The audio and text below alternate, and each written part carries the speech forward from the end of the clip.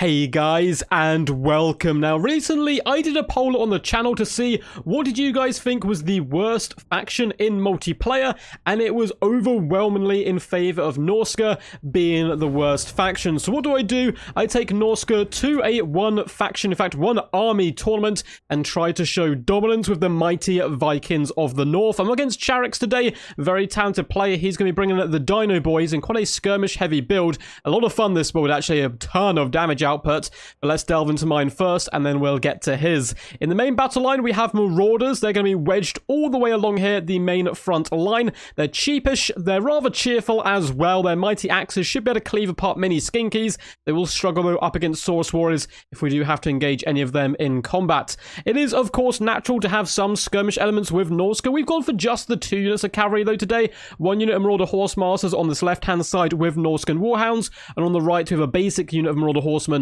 with yet more Norscan Warhounds. The main punch of our build is going very Ducky style. That is these large, scary, single entity monsters. We have double War Mammoth War Shrine, and this unit just looks so fantastic. It's such a shame we didn't really get to see it for the majority of its life cycle in Warhammer 1 and 2, because it just wasn't considered very competitive, but they are making a bit of a comeback now, and I think bringing them in pairs can actually be quite decent. They come in with a really couple of nice, useful abilities.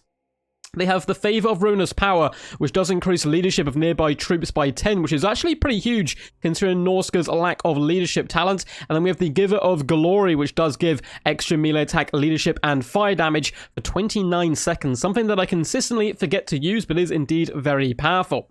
Down on the low ground, I've got quite a nice little hero core with a Skin Wolf Werekin, very underrated powerhouse of a hero, and a Shaman Sorcerer Metal coming in with just Final Transmutation. And we have Frog the Troll King. Such a badass mod of the swords like sticking out his back, and he wears them as a sign of pride and prowess in battle. Opposing us today is a bucket ton of blow darts. We have Chameleon Skinks dotted all the way along the front line. They're going to be very scary and tough for us to deal with, as well as double Ancient Salamander who can bob, weave, and vomit fire at our infantry line. We do have some Feral Cold Ones as well, guard in the back. These guys' entire job is going to be to pin me in place to ensure that he can protect his Skinkies and Salamanders and Hunting Packs. We have some Skink cohorts with Javelins, more Skink cohorts, and Cold of Sotek in the back there. We have the Amax and Barbs, a unit I've become a massive fan of over the years, can certainly do some really lovely burst damage, and they look quite exquisite as well. Let's give one of them a little neck scratch, just to let them know, though we may be enemies today, tomorrow you shall be a pet of mine, I'm sure. We have a Skink Priest of Heavens coming in with a Thunderbolt there, as well as Lord Mazdamundi with Apotheosis, Net of Amantok, Ruination, Banishment, all the good juicy stuff, right into battle on Zalak. So without further ado, let's get this battle underway. And I get quite a little bit over eager and zealous straight out of the gate, pushing in to try to run over the Chameleon Skinks with my Horse Masters, but there's just so much bow fire, or dart fire I should say, plus Ancient Salamander fire, just whizzing towards us. They annihilate our horsemen pretty much instantly, though if we can catch the Feral Cold Ones for it, it wouldn't be the end of the world, because they're such a crucial unit for my opponent's build here. Taking a lot of damage early on from the Marauders, from the Ancient Salamander, which does actually miss a shot there onto the War Mammoth, who's duking back and forth. Look at the moves on the War Mammoth. It is dancing over the battlefield, dodging Amax and Barbs and Ancient Salamander shots. Chameleon's going to continue to pour in that fire. My opponent is going to be, of course, retreating backwards as quickly as possible. He needs to use up all his ammunition if he's going to be victorious today, because if he just sits in combat up against another War Shrine, he's certainly not going to be having a good day whatsoever. We have Warhounds being left in a bit of a reserve, going to start whipping around the flanks. We also have those Horse Masters and more Hounds going to be rallying back to the main fight after that small error at the start on our behalf.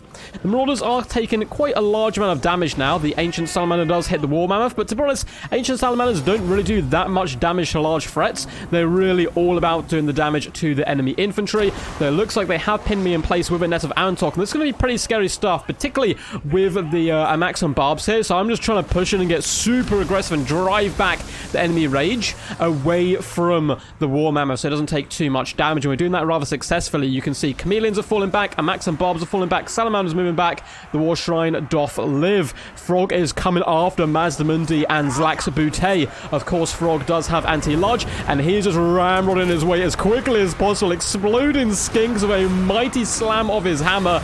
Big old puffs of blood and mucus going in all different directions. The War Mammoth is going to be coming in as well, attempting to duel the mighty Maz.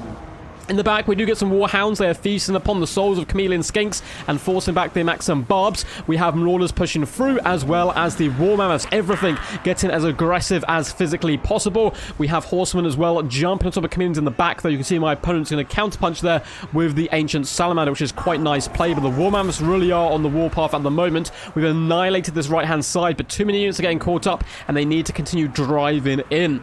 We do have the Horse Mars. I was tempted to move them into combat against the Salamander, but I was getting so much juicy value. I'm just sitting back, launching javelins into its flank, attempting to drag it down. We do, it seems, get a final transmutation off on the Amaxan Barbs, which is quite nice, but not the best cast there, not catching too many units, though Lord Mastermundi actually moves into the final transmutation, which is massive good news for us. That War Mammoth is getting eviscerated. All 4 units of Chameleon Skinks raining shots in, plus the Amaxan Barbs. That is some disgusting damage done, and the War Mammoth is going down. Luckily for me, I've got the Skinwolf Werekin here, is driving at the heart of the enemy skirmish core here, trying to push back the Ancient Salamander.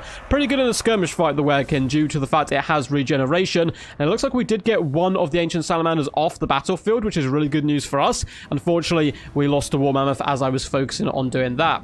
Couple units left over in the distance need to come back in the form of Horsemen and Warhounds just to help chase off the enemy. And Max and Barbs are really not having a good day now that the Skinwolf Werekin's got in there. But their Lord and Savior, Lord Mazdamundi, rams the Skinwolf Werekin with one of those mighty horns or tusks straight into the back of the Skinwolf Werekin, who's absorbing so much damage right now, and we have a massive fight on our hands.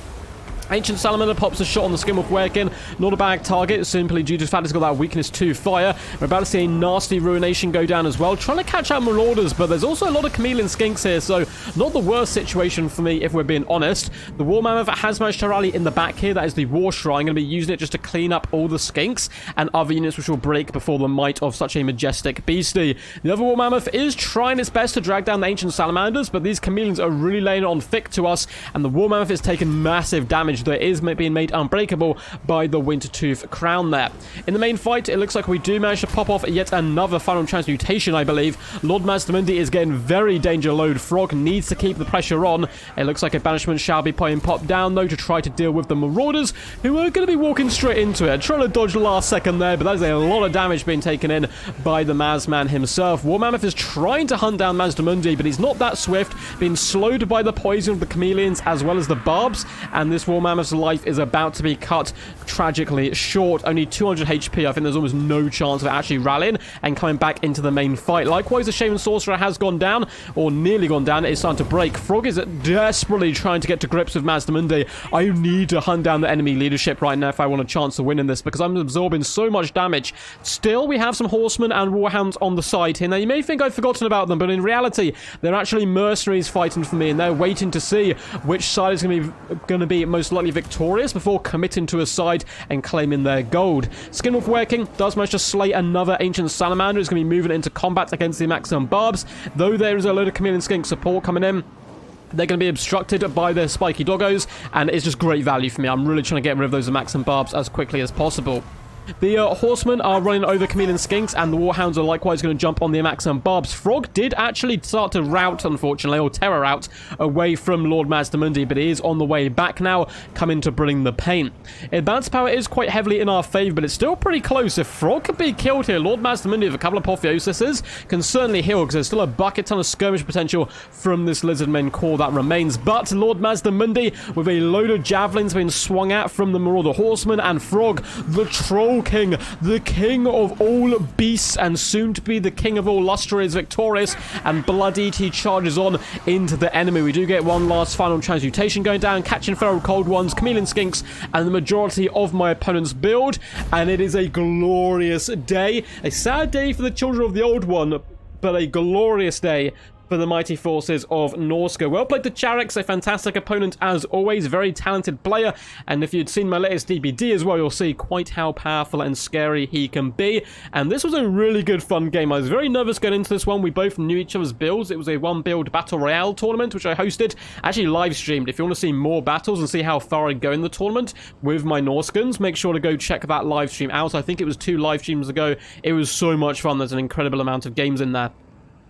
But yeah, so we both know what we're going to bring, and I was pretty scared. I was pretty scared of this Lizardmen build. There's so much chitin potential and so much damage. Luckily, with the 2 War Shrines plus the mighty Skinwolf Werkin, we had enough mobility to push in and really make it difficult for the Lizardmen. We also kind of attacked in a more kind of off-kilter, not going straight, like, line to line up against them. We pushed in from one flank, and that's allowed us to push them even more kind of quickly to the edge of the board where we could pin them in place. And you could see at the end, the Salamanders, the Chameleon Skinks, the Max and Barbs, they had nowhere to run. That Skinwolf Werkin was probably my MVP, simply for how fast and mobile it was against a build such as this, getting over 2,000 damage value today and 31 kills. I'm sure everyone else got some really good work. Frog as well, proving why he is still the king of all trolls.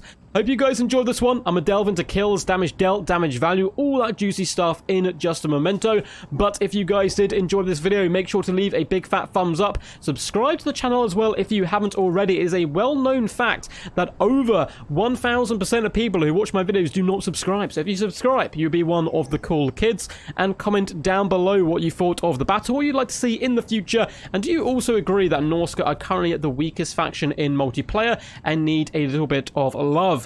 Loads of links down below as well in the description. Twitch, Patreon, Discord, all that good stuff. Discord is where you submit replays to me, get involved in tournaments, live streams, and all that juicy stuff. All those links just down below. But back to the battle now. The mighty Troll King, 2,297 damage value, really was laying it on thick to Mazdamundium. He has a decent amount of missile resistance with that regeneration, so the Chameleon Skinks and so forth aren't such a big threat to him. Frog's definitely a risk here. A unit of Umbral Tide or Hunting Packs eviscerate him in a matter of seconds. Likewise, Crocguy of Hands of the Gods will destroy him, so you got to be a little bit careful, but going up against Mazdamundi, we're a little bit more confident there. Just shy of a 950 value on the Shaman Sorcerer of Metal, not too bad, 41 kills, but the Skinwolf Werkin, yeah, 2k value is super nice. As for the Marauders, they actually got okay value. I'm surprised. A lot of them got obliterated by long range, but despite that, 463 value, 464, 193, 739. Yeah, not too shabby across the board for some low-tier infantry. As for our cavalry, 550 damage value and 788 apiece, and the Warhounds, 437 and 172. Didn't use those outlying units the best, but in the end, we didn't need them because the War Mammoth War Shrines in all their glory, 55 and 25 kills, 1,300 and 652 damage value isn't absurd. But if you want to see these guys in action more, again, go back and check out that live stream because you'll see me play multiple games with this build and they are awesome. For my opponent here of Charax, 2,027 damage value, so not quite as good as Mazdamundi, I'm afraid, or as a Frog, I'm afraid, but did get 96 kills, which is 69 backwards, so hey, he was still having a good day. The mighty King Priest of Heavens got only 51 value. Again, the Orion's Thunderbolt not really good in this matchup, unfortunately, but this was a one-build battle royale, more designed to kill enemy artillery pieces. Skinks are good, though, 400 value, 400 on the Car of Sotek isn't quite so good, 479 on the Skink cohorts, and the Chameleons, 800 value, 900 value, 500 value, 450, and 500. Bit of a mixed bag, but certainly not too shabby. Feral Cold Ones got 844 and 842 value, with the Ancient Salamanders 460 and 769 value. Unfortunately for them, not too many good targets. They did eviscerate my infantry, at least one of them did, but apart from that, they're forced to shoot single entities and going after those mammoths, which they just won't do that much damage against. So going against Frog might have been a good idea. Yes, he has regeneration, but he also has that weakness to fire. And Max and Barbs were kept alive for a decent portion of the battle, accumulating 1,000 value back for themselves, and still a little bit of ammo in the end game that maybe could have tipped them over into the more mid, 1,400 type of range if they were able to use it up. But alas, they ran out of hiding space. Hope you guys enjoyed this one. Until next time, peace, peace. And as always, stay awesome.